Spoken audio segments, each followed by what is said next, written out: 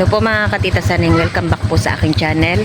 At for today's vlog ay pupunta po kami ngayon sa padalahan po ulit po ng pera. At may nagpadala po sa atin ng cash para po pandagdag po ulit po sa pagpapagawa po ng bahay.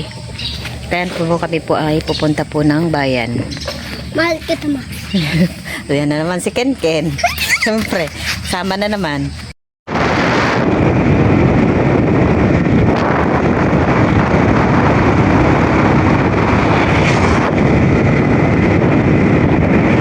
Ayan po, nandito na po kami. Pasok na po tayo sa Imlolier.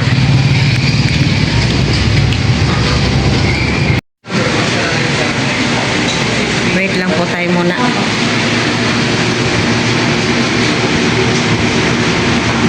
Tayo po, nakalabas na po ako. Hanapin po natin muna si Tito Ninyo at hindi ko alam po kung saan sila nagparada. Kaya sila naglugaw pa. Tayo po muna natin konti. At kami po ngayon ay tutuloy po sa bilihan po ng mga materyales. At kami po ay bibili po ng iba pong kailangan.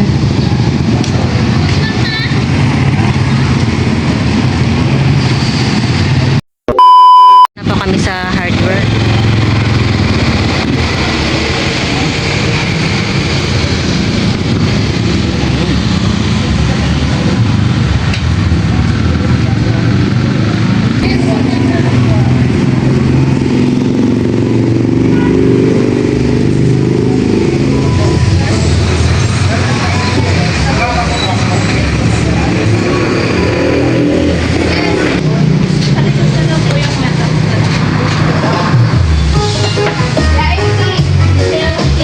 Kami po ay uuwi na at i-deliver na lang po nila ang aming order.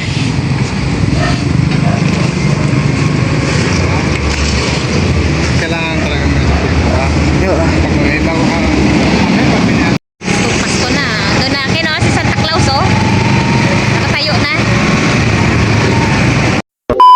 Nandito na rin po pala yung aming in-order po na grab. Graba ito naman. No? Graba?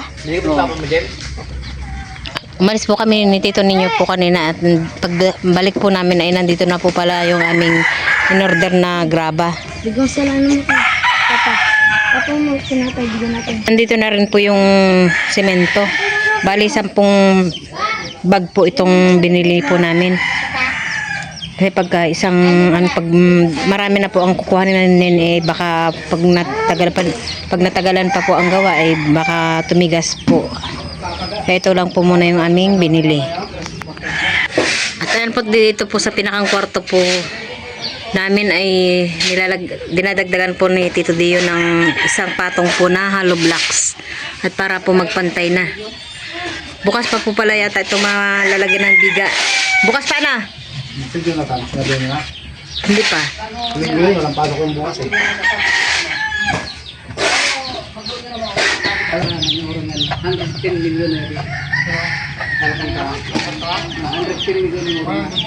Sa wakas po at ang aming bahay po ay mabibigaan na. Thank you so much po sa mga nag-sponsor.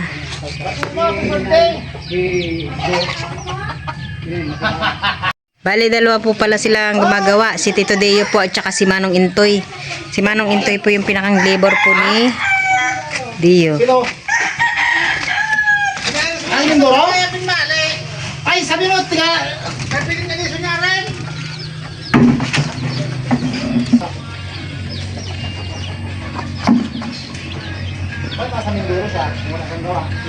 Ang gagawin po palang pangporma po para sa ating biga ay yung pong natumba po na puno po ng niyog doon sa tabing dagat. Ayun po ay binayaran na po ni Tito Ninyo.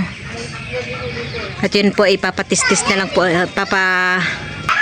amin pong ipapalagari.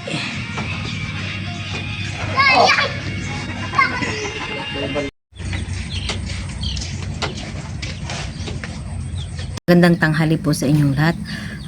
Muli po ako po ay nandito po sa inyong harapan para po ay magpasalamat po sa taong may mabuting puso po na nagpadala po sa amin ng cash. Yan po, at hindi ko po din po akalain na kami po ay papadalahan po niya ng cash.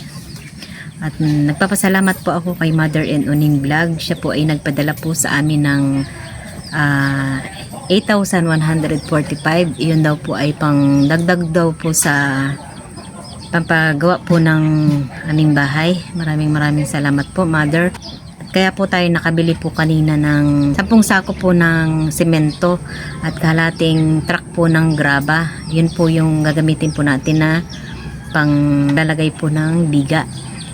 At doon naman po sa pangporma po ng ating biga ay sa kahoy po na gagamitin ay kamura din po tayo doon dahil yun pong nandun po sa tabing dagat na natumba po na punong kahoy, puno ng niyog. Yun po yung gagamitin po namin na pangporma. Yun po ay nabili lang po natin ng 300 at ang babayaran na lang po natin ay yung maglalagari po.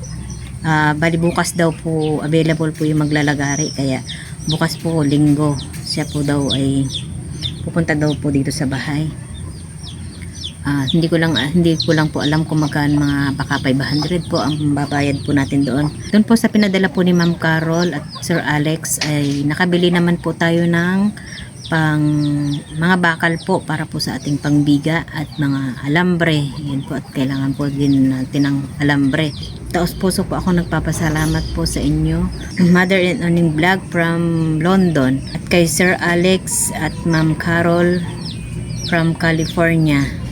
Maraming salamat din po sa aking mga subscriber, viewers, at sa aking mga silent viewers. Maraming salamat po sa inyong lahat. At sana po ay wag po kayo mag-skip po ng mga ads, at yan po ay sobrang laking tulong po para po sa amin yun. Support na rin po sa YouTube channel po ni Mother and Uning Vlog. Ayan po. Ayan po, at ako po ay mag-shoutout. Shoutout po kay Sir Joland at kay Ma'am Cherry Roedas from California. Ayan po. Hello po. Tsaka shoutout din po kay Lolita Tombok, Emilita Fernandez, Alan Aquino, hello po. Tsaka Emma Galvez. Shoutout din po kay Maria Marilyn Casingal. Shoutout din po kay Ma'am Marilo Di Castro. At shoutout din po kay Ma'am Gigi. Hello po Ma'am Gigi, kamusta po kayo? Shoutout din po kay Ma'am Catherine Manangan. Shoutout din po kay Sir Felipe Escudero ng Bahrain. Shoutout din po kay Rosa Hernandez, Ronaldo Simbulan. Shoutout din po sa aking mga kapatid dyan po sa Oriental Mindoro, sa Marikina at sa Negros, sina Ate Minda, Ate Marilo, Ate Susan at Ate Mercy.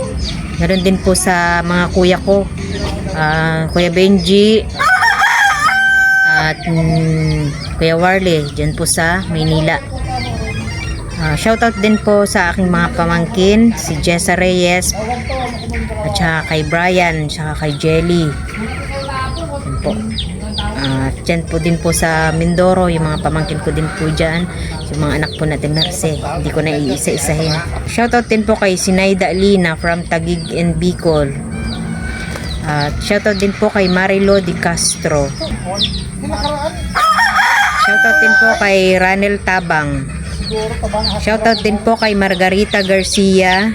Shoutout din po kay Melody de Los Santos. Hello po. Shoutout din po kay Miss Julia. Shoutout din po kay Joel Buse watching from Saudi Arabia, Dammam. Hello po. Tsaka Jason Di Guzman from Jensen. Shoutout din po kay Minda Pabustan. Tsaka shoutout din po kay Boyet Makuha. Hello po. Yan po. At yan na po yung mga nakalista ko pong mga sinoutout ko. Yan po. At muli po, maraming salamat po sa inyong lahat sa pagsuporta po sa aking mga vlog. Ingat po kayo. At may nabili po si Tito Ninyo na isdang bato. Yan pong isda po na ito ay isa po sa mga paborito ni Tito Ninyo. Ito po ay ipapangat ko lang. Mas masarap po ito siya pag pinangat lang. akin na po itong kakaliskisan. Ayan po at nalinis ko na pong buti itong ating isda. Ito po ay para pantanggal din po ng lansa itong ating talbos ng kasoy.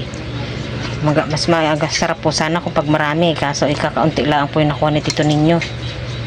Ilang ano lang, hibla lang.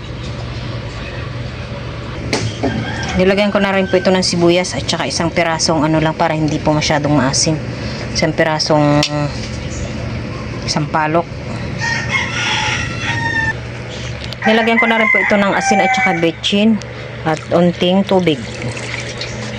Yan po, ihahayaan na lang po natin kumulo ng kumulo. Dapat po ang pagbibili po ng isda ng ganito ay yung sure po na talaga pong sariwa. So, Tito Ninyo po ay talagang hindi po bumibili ng ganitong isda kapag alam niya pong hindi na po sariwa. Luto na po itong ating isdang bato at tayo po ay kakain na. Kaming dalawa lang po ni Tito Ninyo ang kakain at gawa po ng mga bata po ay kumain na.